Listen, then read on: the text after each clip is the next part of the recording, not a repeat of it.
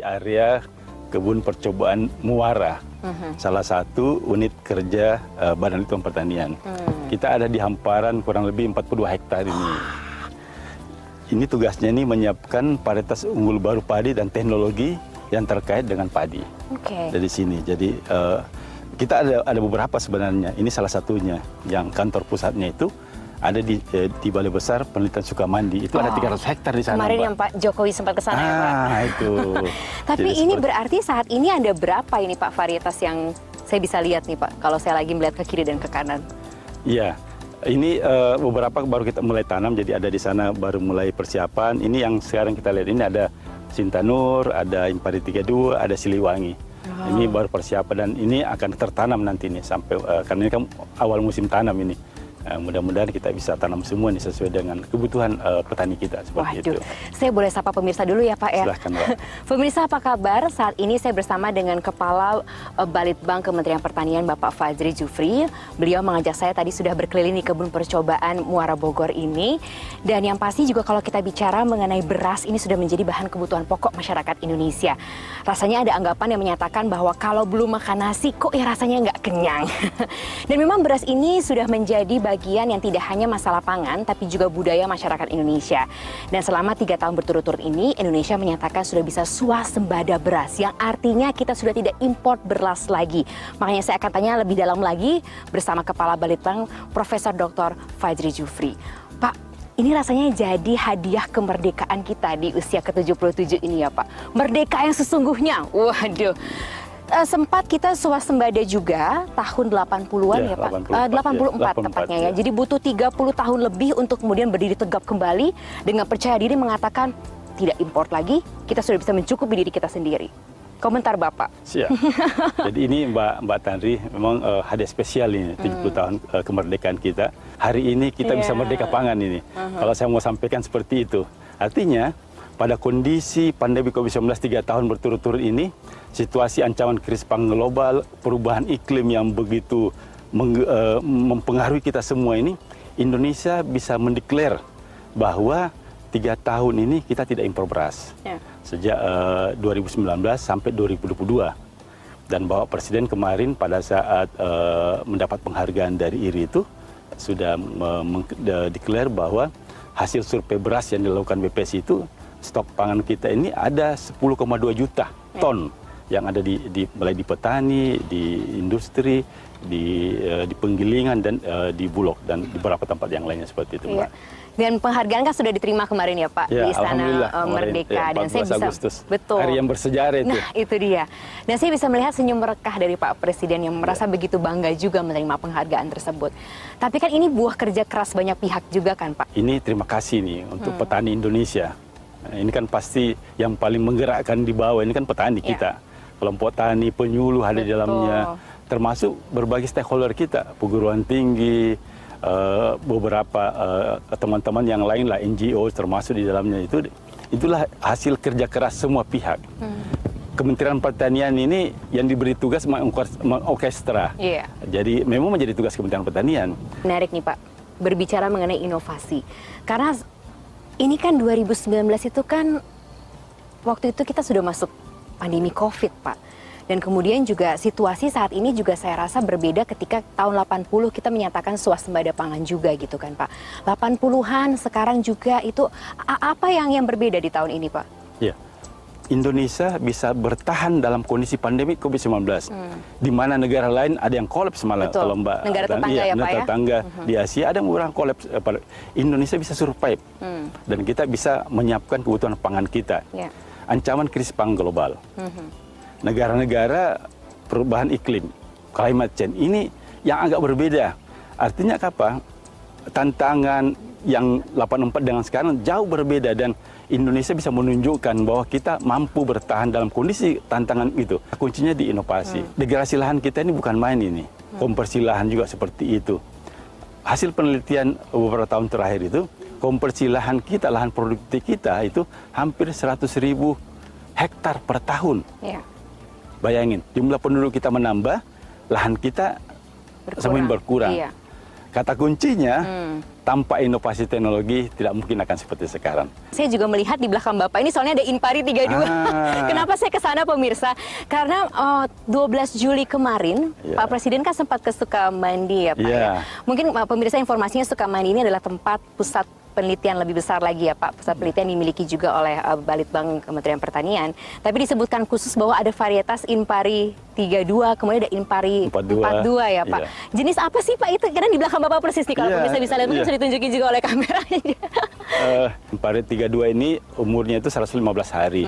Potensi hasilnya itu sampai 12 ton per hektar. Rata-rata lah Pak Presiden bilang kalau sudah 7 sampai 8 ton itu sudah bagus. Produktivitas nasional kita kan 5,19 ton per hektar. Itu nomor 2 di Asia Tenggara, di bawah Vietnam. Jadi sebenarnya kalau bicara inilah varietas padi yang paling banyak ditanam di Indonesia. Ini yang paling cocok untuk lidah kita juga ya Pak, dari ujung barat sampai ujung timur Indonesia. Ya, jadi ini kan rasanya agak pulen dia. Pulen, berasnya enak, dan Mbak Tandri saya mau sampaikan, selama periode kepemimpinan Bapak Presiden Jokowi 7 tahun terakhir ini, kita sudah merilis kurang lebih 48 varietas unggul baru padi untuk berbagai kepentingan. Oke. Wah, ini saya merasa semakin bangga menjadi masyarakat Indonesia nih Pak. Kita akan ngobrol-ngobrol lagi ya Pak, tapi boleh di sana Pak. Saya lihat ada saung. Boleh. Saya boleh diajak ke sana ya. Sembari juga kemudian melihat-lihat keadaan sekitar, karena rasanya seperti kembali ke alam lagi. Kami akan segera kembali sesaat lagi. Ya, ini betul-betul patut kita syukuri ya, karena dalam situasi krisis pangan global, kita justru mendapatkan sebuah sertifikat penghargaan dari International Rice Research Institute yang juga kemarin dilihat juga oleh FAO. Ini menunjukkan bahwa kerja keras kita semuanya, utamanya para petani, ini membuahkan sebuah hasil. Dan juga infrastruktur di bidang pertanian yang kita bangun, bendungan, embung, irigasi. Coba kita lihat dalam 7 tahun ini telah selesai 29 bendungan. Akhir tahun ini akan tambah 9 bendungan, berarti 38 bendungan besar. Dan di 2024 nanti akan selesai insya Allah 61 bendungan. Plus 4.500 embung. Plus jaringan irigasi untuk 1,1 juta hektar baru. Nah, proses ini yang kadang-kadang tidak pernah kita hitung betapa cepatnya datang itu yang namanya swasembada beras. Pemirsa, kembali lagi kita masih ngobrol-ngobrol di sini di kebun percobaan Muara Balitbang Kementerian Pertanian di Bogor, dan saya masih bersama dengan Kepala Balitbang Profesor Dr. Fajri Jufri. Pak, ini kita ngobrol-ngobrol di bawah kaki Gunung Salak. Menarik banget nih Mbak ya, ada suasananya. Betul, indah, menyenangkan, dan yang pasti merasa bangga karena berada di kebun percobaan ini dengan varietas-varietas unggul yang ternyata menjadi swasembada beras kita selama 3 tahun berturut-turut ini. Ya, jadi diberikan penghargaan oleh IRI, ini lembaga internasional pemirsa, lembaga penelitian padi internasional gitu ya Pak. Dan sebenarnya kerjasama udah lama ya Pak dengan IRI ya? Iya, Mbak Tandri, kalau bicara dengan INDI kita punya long story collaboration ya. Jadi secara resmi 72, tapi sebenarnya kita kerjasama itu 660. Jadi sudah 50 tahun lebih nih kerjasama dengan IRI, dan capaian kita dari kerjasama itu sudah cukup banyak. Termasuk ada 1.000 ilmuwan kita, peneliti kita yang sudah kita train ke sana, ke IRI, dan beberapa pertukaran varietas perhutanan galur. Jadi varietas unggul di beberapa negara itu kita bisa saling pertukarkan. Dan itu kita lakukan sampai sekarang, dan alhamdulillah cukup banyak hasilnya Mbak Tandri. Beberapa varietas-varietas yang sekarang yang baru itu Inpari 42, Green Super Rice, dan beberapa varietas Inpari Nutrising itu hasil kerjasama kita dengan IRI. Artinya kita tidak merakit dari awal, tapi uji multilokasi cocok ditanam di sini ya kita kembangkan seperti itu. Dan materi genetiknya itu kita bisa saling pertukarkan. Di Sukamandi itu kita punya koleksi yang cukup lengkap sebenarnya. Kita termasuk hebat loh sebenarnya di Indonesia. Alhamdulillah Bapak Presiden kemarin kita kurang lebih punya 6.123 aksesi padi yang terlengkap di dunia. Jadi makanya tidak heran kalau Pak Presiden 12 Juli lalu berjam-jam berada di Sukamadi ya Pak, sampai melihat-lihat dan begitu bangga dan senang juga di sana. Tapi memang kalau berbicara mengenai tadi adanya kerjasama, diberikan juga penghargaan, kan itu berarti sebuah hal yang prestis juga kan Pak. Karena kan IRI juga lembaga yang internasional yang juga peneliti-peneliti dunia berada di sana juga. Nah ini berikut kita akan saksikan pemirsa pernyataan dari representatif IRI Indonesia tentang bagaimana penghargaan ini dan juga bagaimana tentang varietas-varietas di Indonesia. Sebenarnya sejak tahun 1960-an IRI sudah bekerja sama dengan Indonesia dalam kaitannya pengembangan varietas seperti PB5, PB8 yang telah sangat populer di masa yang lalu. Indonesia dianggap sebagai mitra strategis dan sudah banyak teknologi-teknologi pelepasan varietas, teknologi produksi maupun pengembangan SDM.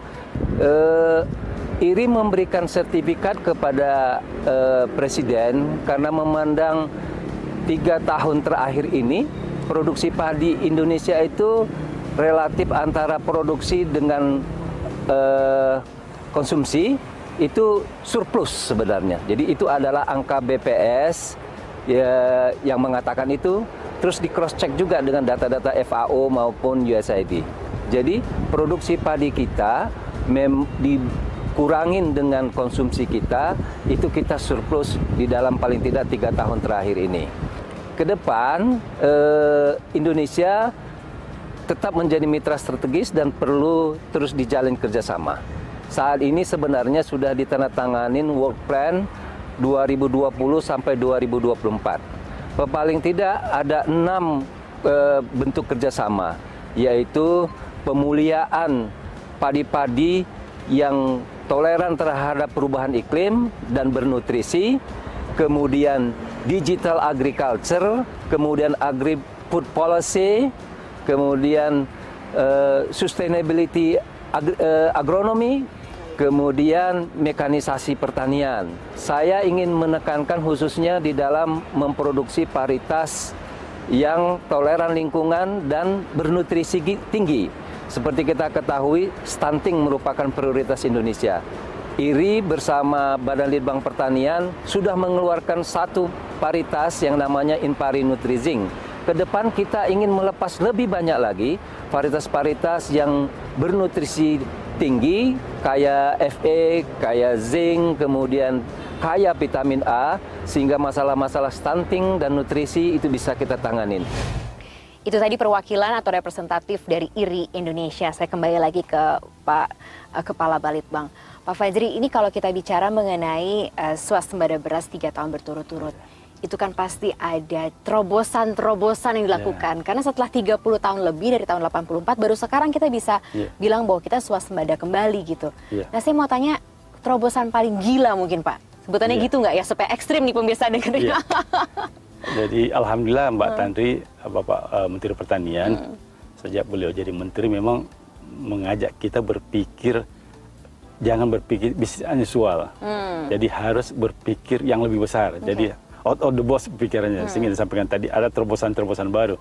Kementerian Pertanian sudah menyiapkan cara-cara baru, strategi baru, dan langkah untuk mengantisipasi ancaman krisis pangan global. Ya itu yang paling penting juga ya Pak ya. Karena kan kita ancaman krisis pangan global ini, banyak negara sudah merasakan dampaknya. Oleh karena itu Kementerian Pertanian sudah menyiapkan langkah operasional strategi baru. Ada 3 hal yang kita ingin. Pertama, peningkatan kapasitas produksi. Maksudnya apa? Ada 2 yang ingin diselesaikan itu, menekan inflasi dan mengurangi impor. Menekan inflasi itu apa?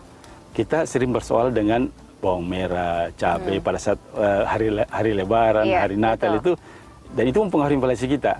Perintah Pak Menteri tanam sebanyak-banyaknya supaya itu tidak mempengaruhi inflasi. Yang kedua, kita imporkan banyak di gandum ini. Kita impor beberapa kedelai. Kenapa nggak tanam? Tanam aja beberapa tempat, kasih stimulan ke petani. Juga, Pak. Nah, ini yang itu kita lakukan. Termasuk beras kita tanam sebanyak-banyak. Kapan ada waktu? Pak Menteri, pokoknya ada air tanam. Kalau ada air, pakai pompa, Itu yang kita lakukan selama 3 tahun berturut-turut ini. Tidak ada lahan kita biarkan untuk kosong. Harus tertanami semua. Itulah kenapa pada kondisi pandemi COVID-19 ini kita survive. Ya semua jajaran, bukan hanya Kementerian Pertanian. Saya yakin gubernur, bupati, petani kita nggak pernah libur. Mereka kondisi COVID tetap harus bertanam dia. Nah, kita harus menstimulir itu. Harus menyemangati, paling tidak menyiapkan apa yang dibutuhkan petani kita. Jadi tadi peningkatan kapasitas produksi, yang kedua substitusi impor. Kita kan impor gandumnya cukup tinggi nih. Betul. Gandum bisa kita tanam di sini, tapi terbatas. Kan gandum itu ditanam di ketinggian 1.300. Produktivitas kita masih rendah. Kita punya komoditi yang sebenarnya sudah ditanam di seluruh Indonesia, apalagi ini komoditi kita yang sudah terlupakan, sorghum, Mbak. Sorghum ini kekayaan kita, dia bisa tumbuh di daerah yang tanaman lain tidak tumbuh. Kebutuhan airnya 1/3 dari gandum, 1/2 dari jagung. Yang kedua, substitusi impor. Kalau kita gandumnya berlebih, ya apa yang bisa mensubstitusi itu? Kalau kita tidak bisa, tebu kita terbatas, gula kita tanam stevia, tanam gula aren, dan beberapa yang lain. Yang ketiga itu peningkatan ekspor.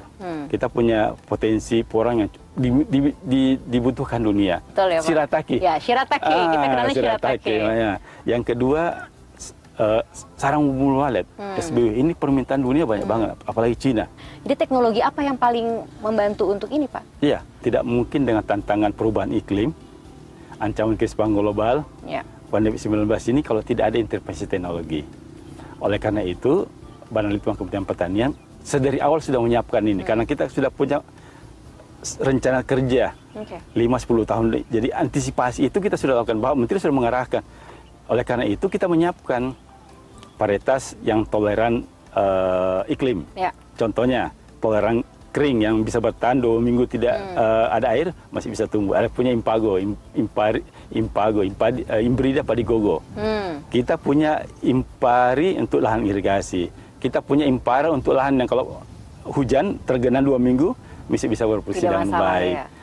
Belum lagi kalau bicara, Mbak, perubahan emisi rumah kaca, kita punya juga varietas padi yang rendah emisi. Secara lingkungan kita bisa mengatakan kepada dunia, Indonesia sudah mengadop juga bagaimana memitigasi dampak perubahan iklim dari budidaya padi kita.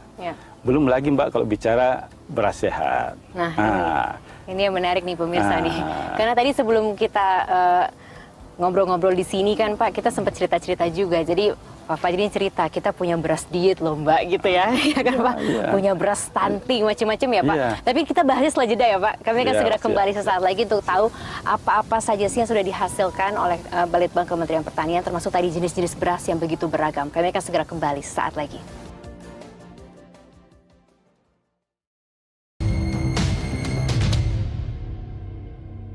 Didukung oleh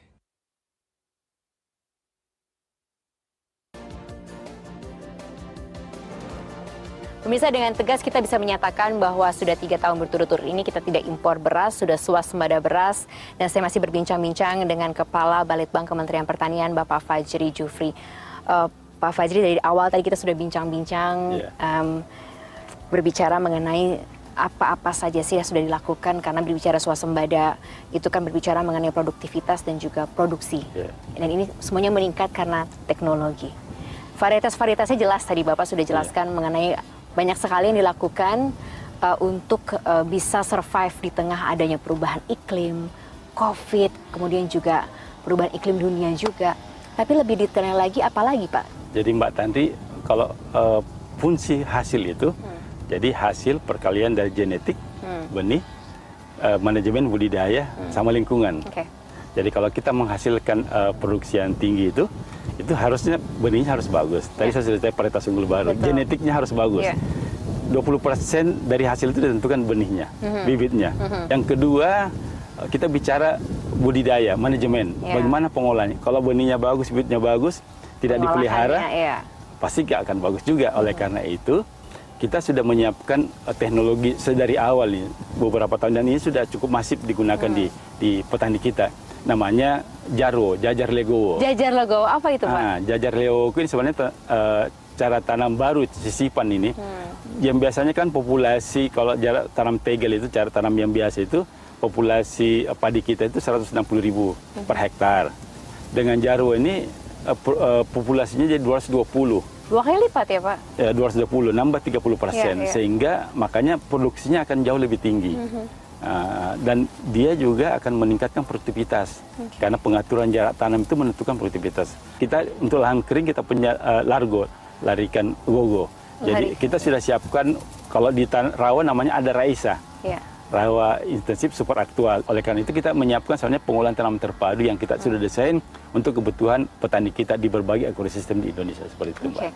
Dan memang hasilnya tadi Bapak juga cerita di segmen sebelumnya, mungkin pemirsa yang baru bergabung bersama kita di sini, bahwa berasnya juga kemudian terlihat berbeda juga. Dari kalau saya lihat sekilas tadi Bapak sempat tunjukkan, memang dari warnanya, memang dan juga dari rasanya juga berbeda, dan jenis-jenisnya juga macam-macam ya Pak. Ada beras untuk diet. Kemudian untuk stunting juga, kita darurat stunting loh Pak, ini menjadi penting juga. Di Indonesia kan ini masyarakat kita ada yang suka pulen, wilayah-wilayah Jawa Barat, Jawa Timur, Jawa Tengah itu suka nasi pulen. Saudara-saudara kita, petani kita di Sumatera Barat, di Kalimantan Selatan, Kalimantan Tengah, Sumatera Selatan, mungkin di beberapa Rio itu sukanya yang perah, Mbak. Kementerian Pertanian melalui Badan Litbang harus menyiapkan juga itu. Apa yang menjadi kebutuhan petani kita, karena pasarnya ada. Selera soalnya. Selera. Termasuk yang sampai di mention tadi Mbak Tandri, food untuk makanan sehat, health food. Nah itu kita punya beras merah yang pulen, yang indeks glikemiknya rendah. Jadi kita punya pamera, padi beras merah beraroma, ada padi pamelen, padi beras merah pulen. Kita punya beras hitam jelitan. Itu semua beras-beras sehat. Belum bicara kalau stunting tadi, kita sudah punya Impari Nutrising. Impari Nutrising ini mencukupi kebutuhan zinc untuk penderita stunting. Jadi zincnya lebih tinggi dibandingkan biasanya. Jadi sehingga mereka makan beras sudah bisa paling tidak mengobati tahap awal sebelum intervensi, tapi makan berasnya itu sudah ada zincnya juga. Kalau dari awal mereka makan Nutrising itu, mudah-mudahan stuntingnya bisa direkapi lah perbaikan. Ini berbincang-bincang bersama Bapak ini menimbulkan jiwa optimisme loh buat saya Pak. Harus. Saya sangat bangga, sangat merasa bahwa ternyata kita punya masa depan sebetulnya. Insya Allah. Ini kita bicara baru 3 tahun Pak. Bisa bertahan untuk tahun-tahun selanjutnya, apa yang harus kita lakukan Pak? Ya, oleh karena itu kita sudah menyiapkan itu tadi strategi baru dan langkah operasional untuk mengantisipasi ancaman krisis pangan global, termasuk menyiapkan apa menjadi kebutuhan petani kita. Kita memang punya khusus unit kerja kita yang kita siapkan untuk melihat apa kebutuhan tren ke depan seperti apa, kebutuhan dunia seperti apa, kebutuhan petani kita seperti apa, stakeholder kita perlu apa. Jadi menyiapkan kebutuhan itu kita sudah, alhamdulillah ini kan bukan hasil sekarang ini. Kalau Mbak tadi itu kan hasil proses sebelumnya. Jadi kita sudah akan ada perubahan iklim global, sehingga kita sudah mengantisipasi itu. Kalau antisipasi kita keluar bukan seperti ini, Mbak Tandri. Terima kasih banyak Bapak, salam untuk semua tim di Balitbang Kementerian Pertanian, salam untuk Pak Menteri juga, dan pasti juga pemirsa, kita merasa bangga sekarang kita sudah bisa berdiri tegak dan mengatakan di Hari Kemerdekaan Republik Indonesia kita sudah merdeka bisa pangan. Merdeka pangan. Merdeka pangan, merdeka beras. Betul. Dan harapannya bisa terus semakin maju, semakin merdeka untuk Indonesia yang jauh lebih maju lagi. Sampai jumpa.